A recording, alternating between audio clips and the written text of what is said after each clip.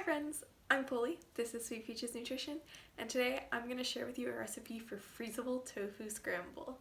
This one's inspired by Amy's Kitchen frozen tofu scramble that I love to get, but obviously if you wanted to eat that every day it would get a little bit pricey and it's pretty high in sodium, so I'm going to show you how you can make your own at home and you can control exactly what goes into it, pick your favorite vegetables, and it is so easy to freeze. Now, I'm not going to lie to you, it does take a little bit of work to prep it because there's a lot of moving parts, but once everything's cooked, then you can dish it out into freezer-safe containers, and it is so easy to warm up in the microwave the next morning. So if you have a little extra time on the weekend to meal prep, this is a great option to get you up and moving in the morning without having to spend a lot of time cooking breakfast, but you can still get a delicious and nutritious meal into your body. So let's head to the kitchen. Our first step is to press the tofu. So we want to remove as much water as we can from our block. So I did that by cutting it in half because I had a pretty thick piece. And then you can put it on either a dish towel or paper towel and put a heavy object on it like a pan to press out the water. My block was really thick. I love the extra firm tofu, or like Trader Joe's sells a sprouted tofu that's really good. So I'm going to cut them in half again and just give them one last press, try to get out as much water as I can, because the more water you can remove now means it's going to get crispier in the pan later, which is what we want in this recipe. And then I'm going to go ahead and just crumble up the pieces. There's no technique here, just rip it apart. I'm going for pretty small pieces because, like I said, I want this tofu crispy. That is the goal here. Okay, so then we're going to add our tofu to a bowl and add a tablespoon of sherry vinegar.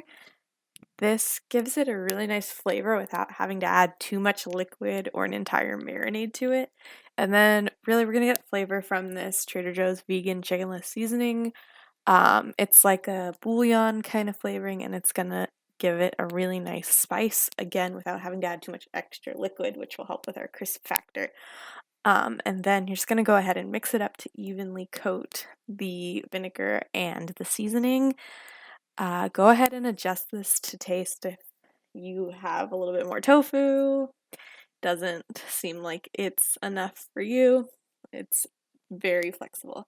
And then the key to getting crispy tofu is to add cornstarch.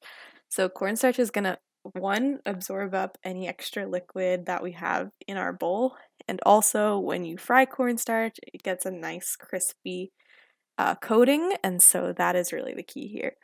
So we're going to head over to the stove, and you're going to want to add a good glug of a neutral oil like avocado oil or olive oil, because again, we want to fry this up. We want to get it crispy, if I haven't said that enough already.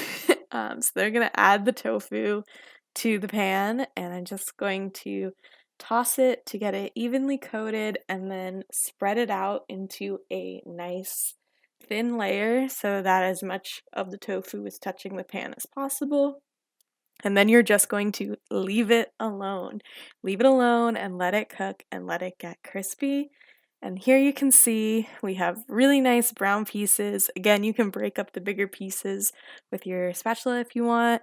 And so flip it, let the other side get really brown, and when it's looking nice and crispy, then you can remove it from the heat, and our tofu is ready to go. Then we are going to work on our hash browns. So you can buy hash browns at the store already shredded, or shred your own russet potatoes, and then you're just going to cook them until brown. Our next ingredient is spinach. So I'm using frozen spinach here because it's just easier. You don't have to worry about it going bad. And you're going to want to add lemon juice as well as salt and pepper so that it has a nice flavor. Plus, adding vitamin C to spinach, like lemon juice, helps make the iron in the spinach more bioavailable when you eat it. So it's a great way to make sure you're gonna get the most out of the iron in your spinach.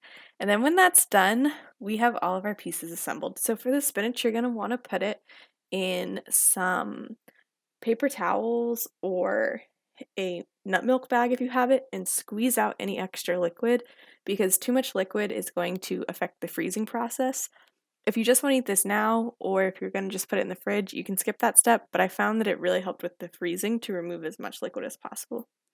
So you're going to want to put everything into freezer safe containers. I'm using these nice little Pyrex containers because they are a good shape and I have them. Just want to make sure that it can go in the freezer and not have a problem, and then go into the microwave from the freezer. So I've portioned out my potatoes and now I have my mix. I've added in the tofu, the cooked spinach, as well as I thought some mushrooms would be really good, so I just cooked some mushrooms and mixed that all together, and then you're just going to put this in the freezer. It doesn't even have to cool down. I don't know if it's supposed to, but it will survive if your containers are, like Pyrex is heat proof and freeze proof. And then the next day or whenever you're ready to eat them, you can just throw them in the microwave for about 2 to 4 minutes, depending on your microwave. Stop it halfway through, give it a mix, and when it's warm, you are ready to eat. And surprisingly, the potatoes still stay crispy, and the tofu gets a really nice flavor. So thank you so much for watching, and I'll see you guys in the next video. Bye!